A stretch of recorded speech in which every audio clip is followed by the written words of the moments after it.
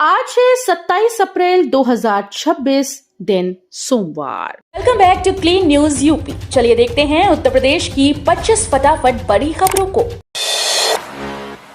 योगी आदित्यनाथ ने निवेशकों को दिया भरोसा, नया उत्तर प्रदेश निवेश के लिए तैयार। मुख्यमंत्री योगी आदित्यनाथ ने अपने सरकारी आवास पर आयोजित कार्यक्रम में निवेशकों को नए उत्तर प्रदेश की ताकत और संभावनाओं से अवगत कराया। इस दौरान उन्होंने फार्मा कंपनीज को लेटर ऑफ कंफर्ट सौंपते हुए सफल निवेश की शुभकामनाएं दी। मुख्यमंत्री ने कहा कि ये पहल प्रदेश के औद्योगिक विकास और स्वास्थ्य सेवाओं के लिए एक ऐतिहासिक कदम है। उन्होंने भरोसा दिलाया कि राज्य सरकार निवेशकों को हर संभव सहयोग और सुरक्षित वातावरण प्रदान करने के लिए प्रतिबद्ध है। योगी आदित्यनाथ का बड़ा संदेश, 17 कंपनीज को कंफर्ट लेटर, यूपी में ही मिलेगा रोजगार। उत्तर प्रदेश में रोजगार और निवेश को लेकर बड़ा संदेश सामने आया। मुख्यमंत्री योगी आदित्यनाथ ने 17 फार्मा कंपनीज को लेटर ऑफ कंफर्ट सौंपते हुए कहा कि अब यूपी सिर्फ बाजार नहीं बल्कि भरोसेमंद निवेश गंतव्य बन चुका है। उन्होंने निवेशकों को सुरक्षा, स्थिरता और तेज विकास की गारंटी दी। मुख्यमंत्री ने कहा कि सरकार हर कदम पर उद्योगों के साथ खड़ी है, जिससे युवाओं को प्रदेश में रोजगार के बेहतर अवसर मिलेंगे। चंबल नदी पर बनेगा देश का चौथा signature bridge, Uttar Pradesh Madhya Pradesh connectivity को मिलेगा नया आयाम। यूपी और मध्य प्रदेश के लोगों के लिए बड़ी खुशखबरी है। इटावा में चंबल नदी पर करीब 296 करोड़ रुपए की लागत से देश का चौथा सिग्नेचर ब्रिज बनाया जा रहा है। कभी डाकुओं के आतंक के लिए चर्चित इस इलाके में अब विकास की नई तस्वीर उभर रही है। राष्ट्रीय चंबल सेंचुरी से एनओसी मिलने के बाद निर्माण कार्य तेज हो गया। इस पुल के बनने से दोनों राज्यों के बीच आवागमन आसान होगा और क्षेत्र के आर्थिक विकास को भी गति मिलेगी। यूपीटीईटी 2026 की तारीख बढ़ी, अब 3 मई तक भरें फॉर्म, करेक्शन 8 मई तक। यूपीटीईटी 2026 को अभ्यर्थियों के लिए राहत की खबर है। आवेदन की अंतिम तिथि 3 मई तक बढ़ा दी गई है, जबकि शुल्क समाधान और करेक्शन की तारीख 8 मई तक कर दी गई। परीक्षा का आयोजन 2, 3 और 4 जुलाई 2026 को होगा। इस परीक्षा में वही उम्मीदवार आवेदन कर सकते हैं जिन्होंने बीएड, डीएलएड, बीएलएड या संबंधित कोर्स किया है या अंतिम वर्ष में हैं। गैर यादव ओबीसी वोट बैंक को साधने पर सपा की नजर, महिला लीडरशिप के जरिए एनडीए को टक्कर देंगे अखिलेश यादव। उत्तर प्रदेश में अगले साल की शुरुआत में विधानसभा के चुनाव होने हैं, जिनमें अब कुछ महीनों का ही वक्त बचा है। बंगाल चुनाव के नतीजे घोषित होने के साथ ही यूपी चुनाव देश की राजनीति का मुख्य मुद्दा बनने वाला है। इसके चलते ही यूपी में राजनीतिक बिसात बनने वाली है। प्रमुख विपक्षी दल समाजवादी पार्टी ने बीजेपी के सहयोगी के माने जाने वाले गैर यादव ओबीसी वोट बैंक के मजबूत आधार को भेदने की नीति पर काम करना शुरू कर दिया।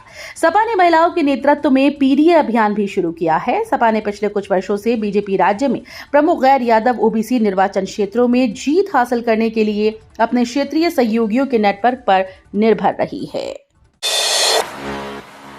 युवा संगम, अब अपने जिले में इंटरव्यू ऑन स्पॉट मिलेगा जॉब ऑफर। नौकरी की तलाश कर रहे युवाओं के लिए राहत की खबर है। मध्य प्रदेश सरकार के युवा संगम कार्यक्रम के तहत अब युवाओं को अपने ही जिले में रोजगार के अवसर मिलेंगे। इस पहल में कंपनी सीधे इंटरव्यू लेकर योग्य उम्मीदवारों को ऑन स्पॉट ऑफर लेटर देंगी। श्रम विभाग, एमएसएमई और कौशल विकास विभाग के संयुक्त आयोजन में स्वरोजगार, प्राइवेट नौकरी और अप्रेंटिसशिप के मौके एक ही मंच पर उपलब्ध होंगे। बनारस में बेसहारा बुजुर्गों को मिला आशियाना, होटल जैसी मिलेंगी सुविधाएं। जब वृद्धाश्रम की बात आती है तो हमारे मन में वो पुरानी सी दीवार, पुरानी बिछी चादर, तख्त नजर आती है। लेकिन वृद्धाश्रम भी हाईटेक हो सकता है, इसकी एक तस्वीर बनारस में नजर आ रही है। धर्मनगरी काशी में हाईटेक सुविधाओं वाला एक वृद्धाश्रम बनाया गया। इस वृद्धाश्रम में 46 लग्जरी कमरे हैं, जहां 100 बेड हैं। तय समय पर बेहतर खाना मिलने के साथ ही बुजुर्गों के लिए सांस्कृतिक और आध्यात्मिक रूप के समय बिताने की भी व्यवस्था है। मायावती ने किया साफ, बसपा नेताओं के निष्कासन की वायरल चिट्ठी फर्जी। बहुजन समाज पार्टी में नेताओं के निष्कासन को लेकर सोशल मीडिया पर वायरल चिट्ठी को लेकर बड़ा खुलासा हुआ। बसपा सुप्रीमो मायावती ने खुद सामने आकर इसे पूरे तरीके से फर्जी बताया। उन्होंने स्पष्ट किया कि पार्टी के वरिष्ठ नेताओं के खिलाफ जारी किया गया ये पत्र असली नहीं। बताया जा रहा है कि गाजियाबाद बुलंदशहर में हुई वास्तविक कार्रवाई की आड़ में किसी ने फर्जी लेटर तैयार कर उसे वायरल कर दिया।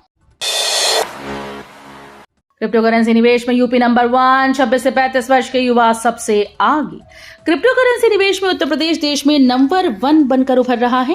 क्वाइन स्विच की रिपोर्ट के मुताबिक यूपी 12.9% हिस्सेदारी के साथ शीर्ष पर है, जबकि महाराष्ट्र दूसरे स्थान पर। रिपोर्ट बताती है कि 26 से 35 वर्ष की युवा सबसे बड़े निवेशक हैं। हालांकि 35 से 55 वर्ष के निवेशकों की संख्या तेजी से बढ़ रही है। ये निवेशक पारंपरिक निवेश से मिले लाभ को क्रिप्टो में लगा रहे हैं। इससे साफ है कि डिजिटल निवेश के प्रति युवाओं का रुझान तेजी से बढ़ रहा है। उत्तर प्रदेश परिवहन विभाग का विजन 2050 आधुनिक बस स्टेशन और हाइड्रोजन बसेस की तैयारी। उत्तर प्रदेश में परिवहन व्यवस्था को भविष्य के अनुरूप बनाने की दिशा में बड़ा कदम उठाया जा रहा है। परिवहन विभाग ने विजन 2050 के तहत बस अड्डों के आधुनिकीकरण और नई सुविधाओं की योजना तैयार की। चारबाग और विभूति खंड बस अड्डों का कायाकल्प किया जा रहा है, जबकि कैसरबाग और जानकीपुरम को पीपीपी मॉडल पर विकसित किया जाएगा। अमौसी और आउटर रिंग रोड पर नए बस स्टेशन भी बनाए जाएंगे। साथ ही पर्यावरण को ध्यान में रखते हुए हाइड्रोजन से चलने वाली बसेस शुरू करने की तैयारी है। हापुड़ में पुलिस महकमे में बड़ा फेरबदल, 41 पुलिसकर्मियों के तबादले। उत्तर प्रदेश के हापुड़ जिले में पुलिस महकमे में बड़ा फेरबदल किया गया। कानून व्यवस्था को मजबूत करने और अपराध नियंत्रण को प्रभावी बनाने के उद्देश्य से पुलिस अधीक्षक कुंवर ज्ञानंजय सिंह ने यह कदम उठाया। इस कार्यवाही के तहत 2 निरीक्षक, 12 उप निरीक्षक और 27 हेड कांस्टेबल व कांस्टेबल समेत कुल 41 पुलिसकर्मियों का तबादला किया गया। प्रशासन का मानना है कि इस बदलाव से पुलिस व्यवस्था में तेजी आएगी। भारतीय जनता पार्टी का गुर्जर कार्ड, पश्चिमी यूपी में अखिलेश यादव की रणनीति को काउंटर करने की तैयारी। पश्चिमी उत्तर प्रदेश में सियासी हलचल तेज हो गई। भारतीय जनता पार्टी गुर्जर समाज पर बड़ा दांव खेलने की तैयारी में है। सूत्रों के मुताबिक क्षेत्रीय अध्यक्ष पद पर गुर्जर नेता की नियुक्ति पर मंथन चल रहा है और मई के पहले सप्ताह में इसकी घोषणा संभव है। यह कदम सपा प्रमुख अखिलेश यादव के दादरी में हुए गुर्जर सम्मेलन के बाद अहम माना जा रहा है। बताया जा रहा है कि पार्टी हाईकमान से भी हरी झंडी मिल चुकी है। उत्तर प्रदेश वक्फ बोर्ड की सख्ती, उम्मीद पोर्टल जांच में 12,000 वक्फ पंजीकरण रद्द। उत्तर प्रदेश में वक्फ संपत्तियों को लेकर बड़ा एक्शन सामने आया। उम्मीद पोर्टल पर चल रहे सत्यापन अभियान के दौरान 12,000 से ज्यादा पंजीकरण रद्द कर दिए गए। इस कार्रवाई में लखनऊ और बिजनौर जैसे जिलों में सबसे ज्यादा खामियां पाई गईं। जांच में सामने आया कि कई मामलों में डेटा एंट्री गलत थी और जरूरी दस्तावेज अपलोड नहीं किए गए थे। सरकार अब डिजिटल रिकॉर्ड को पारदर्शी और सटीक बनाने पर जोर दे रही है। वाराणसी में 500 एकड़ में बसेगा नया शहर, 30 साल बाद वीडीए लाया 3 नए टाउनशिप। धर्म और अध्यात्म की नगरी वाराणसी अब आधुनिकता की ओर तेजी से बढ़ती जा रही है। वाराणसी विकास प्राधिकरण लगभग 30 साल बाद 3 नए टाउनशिप लेकर आया। प्राधिकरण शहर के नियोजित विस्तार के लिए 500 एकड़ में थीम बेस्ड टाउनशिप विकसित करने की योजना बना रहा है। इससे शहरवासियों को सस्ते और बेहतर दाम में अत्याधुनिक सुविधाओं से युक्त प्लॉट उपलब्ध कराई जाएंगी। उत्तर प्रदेश पुलिस का बड़ा कदम, यक्ष ऐप से हटेंगी दोषमुक्त मृतकों की criminal ID. Uttar Pradesh police यक्ष ऐप के डेटाबेस को और अधिक सटीक बनाने की दिशा में बड़ा कदम उठा रही है। अब दोषमुक्त मृत या गलत नामजद लोगों की क्रिमिनल आईडी हटाई जाएगी, जिससे निर्दोषों को राहत मिलेगी। इसके लिए थाना स्तर पर मामलों की जांच कर रिपोर्ट तैयार की जा रही है। जिन आरोपियों की मृत्यु हो चुकी है या जो जांच और अदालत में बरी हो चुके हैं, उनकी आईडी हटाने की प्रक्रिया शुरू होगी। इस पहल से जहां निर्दोष लोगों को राहत होगी, वहीं असली अपराधियों पर निगरानी और मजबूत होगी। लोक निर्माण विभाग का नया प्लान, विधानसभा क्षेत्रवार तय होगी सड़कों की जिम्मेदारी। कानपुर में सड़कों के रखरखाव और निर्माण को लेकर बड़ा बदलाव प्रस्तावित है। लोक निर्माण विभाग ने सड़कों को विधानसभा क्षेत्रवार बांटने का प्रस्ताव शासन को भेजा। इस योजना के तहत शहरी और ग्रामीण सड़कों के लिए अलग अलग अधिशासी अभियंताओं को जिम्मेदारी दी जाएगी। विभाग का मानना है कि इससे विकास कार्यों में पारदर्शिता आएगी और जिम्मेदारी स्पष्ट रूप से तय होगी। साथ ही सड़कों की मरम्मत और निर्माण कार्यों में तेजी आने की उम्मीद है। सूर्य प्रताप शाही का दावा, योगी सरकार में बढ़ी किसानों की आय, एमएसपी और गन्ना भुगतान में सुधार। उत्तर प्रदेश के कृषि मंत्री सूर्य प्रताप शाही ने किसानों की आय और सरकारी योजनाओं को लेकर बड़ा बयान दिया। उन्होंने कहा कि प्रधानमंत्री नरेंद्र मोदी के मार्गदर्शन और मुख्यमंत्री योगी आदित्यनाथ के नेतृत्व में प्रदेश के किसानों की औसत आय 52,000 से बढ़कर करीब 1,20,000 तक पहुंच गई। मंत्री ने एमएसपी पर खरीद और गन्ना भुगतान में सुधार का भी दावा किया। साथ ही उन्होंने पिछली सरकार पर आरोप लगाते हुए कहा कि उस समय किसानों की समस्याओं पर पर्याप्त ध्यान नहीं दिया जाता था। उत्तर प्रदेश माध्यमिक शिक्षा परिषद 27 अप्रैल से मार्कशीट करेक्शन, 6 मई आखिरी तारीख। यूपी बोर्ड के छात्रों के लिए जरूरी खबर है। उत्तर प्रदेश माध्यमिक शिक्षा परिषद ने 2026 परीक्षा परिणाम के बाद मार्कशीट और प्रमाण पत्र में त्रुटि सुधार के लिए ऑनलाइन पोर्टल 27 अप्रैल से शुरू करने का फैसला किया। बोर्ड सचिव भगवती सिंह के अनुसार छात्र छात्राएं प्रधानाचार्य के माध्यम से आवेदन कर सकते हैं।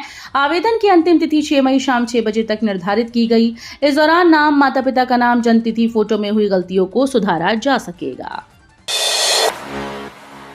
हसनपुर यमुना पुल से मजबूत होगी हरियाणा उत्तर प्रदेश कनेक्टिविटी। 35 करोड़ की अप्रोच सड़क का काम तेज। हसनपुर में यमुना नदी पर बन रहे पुल से हरियाणा और उत्तर प्रदेश के बीच कनेक्टिविटी और मजबूत होने जा रही है। करीब 35 करोड़ रुपए की लागत से 1.5 किलोमीटर लंबी अप्रोच सड़क का निर्माण तेजी से किया जा रहा है। इस परियोजना के लिए 96 किसानों की जमीन अधिग्रहित कर उन्हें मुआवजा दिया जाएगा।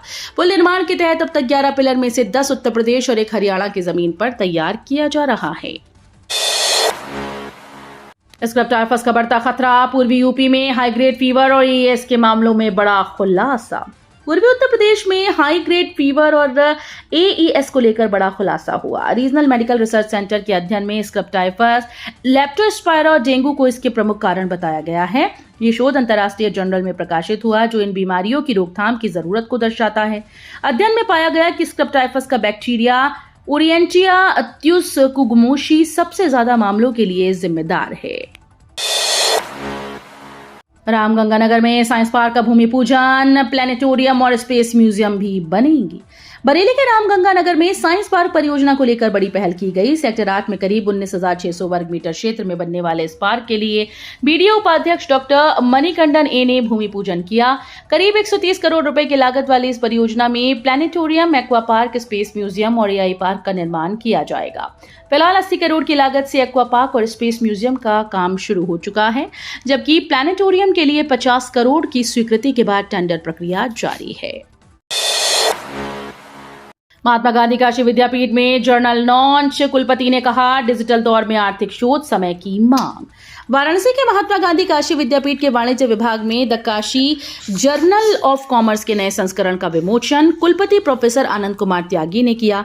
इस मौके पर उन्होंने कहा कि डिजिटलाइजेशन के दौर में आर्थिक गतिविधियों पर शोध बेहद आवश्यक है। उन्होंने crypto currency, digital currency, banking, cyber security, digital marketing और वर्चुअल अकाउंटिंग जैसे क्षेत्रों में अनुसंधान को समय की मांग बताया। वाराणसी में 8 सड़कों का लोकार्पण। मंत्री रविंद्र जायसवाल बोले, विकास कार्य तय समय पर पूरे। वाराणसी में विकास को नई रफ्तार मिल रही है। राज्य मंत्री रविंद्र जायसवाल ने उत्तरी विधानसभा क्षेत्र के अकता वार्ड सहित कई इलाकों में 8 नई सड़कों का लोकार्पण किया। पैगंबरपुर, रूपनपुर, अकेलवा बाबा मां वैष्णो कॉलोनी, नवापुरा, अनमोल नगर और श्रीनगर कॉलोनी में करीब 224 लाख रुपए की लागत से सड़क निर्माण कार्य पूर्ण किए गए। ये परियोजनाएं डूडा आवास विकास और विधायक निधि से बनाई गई। मंत्री ने कहा कि केंद्र और प्रदेश सरकार मिलकर क्षेत्र में बेहतर आवागमन और बुनियादी सुविधाएं सुनिश्चित कर रही हैं। सुल्तानपुर में बिजली संकट, 12 घंटे गुल रही सप्लाई। 300 गांव के हजारों लोग गर्मी से बेहाल। सुल्तानपुर जिले के बीरसिंहपुर क्षेत्र में भीषण गर्मी के बीच बिजली संकट ने लोगों की मुश्किलें बढ़ा दी। करीब 12 घंटे तक बिजली आपूर्ति ठप रहने से 300 गांव के लगभग 30,000 लोग परेशान रहे। ओवरलोड और ट्रिपिंग के कारण 5 फीडर बंद हो गए, जिससे कई गांव अंधेरे में डूबे रहे। हालात ऐसे बने कि लोगों को पूरी रात छतों और सड़कों पर टहलकर गुजारनी पड़ी। स्थानीय लोगों ने बताया कि बिजली न होने से गर्मी में हालात बेहद खराब हो गए हैं और रात भर राहत नहीं मिली। प्रोपेटेक एआई के नई डिवाइस अब सपनों को भी कर सकेंगे कंट्रोल। ल्यूसिड ड्रीमिंग को मिलेगा बढ़ावा। टेक्नोलॉजी की दुनिया में एक अनोखा दावा सामने आया। अमेरिकी स्टार्टअप प्रोफेटिक एआई ने एक ऐसी वेरिएबल डिवाइस पेश की है जो यूजर्स को अपने सपनों को नियंत्रित करने में मदद कर सकती है। कंपनी के मुताबिक ये डिवाइस ल्यूसिड ड्रीमिंग को ट्रिगर करने में सक्षम होगी, जिसमें व्यक्ति को यह एहसास रहता है कि वो सपना देख रहा है और उसे कुछ हद तक कंट्रोल भी कर सकता है। तो ये थी आज की 25 फटाफट बड़ी खबरें। अगर आपको न्यूज पसंद आई हो तो वीडियो को लाइक और शेयर जरूर करें। धन्यवाद।